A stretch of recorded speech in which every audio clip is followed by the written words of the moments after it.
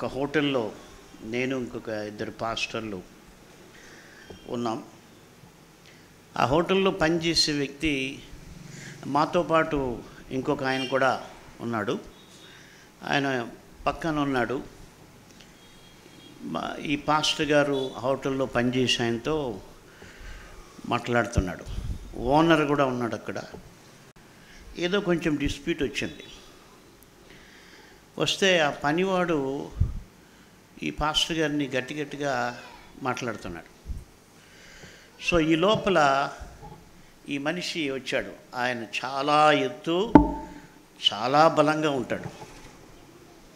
అంతే ఆ మనిషి వచ్చి పాస్టర్ పక్కన నిలబడ్డాడు. అంతే నిలబడితే ఆ పనివాని కంటే ఆ ఓనర్ భయపడిపోయి ఆ పనివాన్ని పిలిచి వాడిని కొట్టి, ఎందుకు రా పెద్దోళ్ళతో గొడవ పెట్టుకుంటున్నామని కొట్టాడు. అంటే అక్కడ ఏం జరిగింది? ఆయన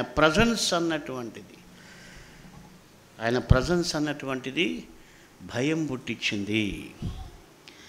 కాబట్టి దేవునితో ఈమె ఐక్యపడినప్పుడు అక్కడ దయ్యానికి స్థానము లేకపోయింది.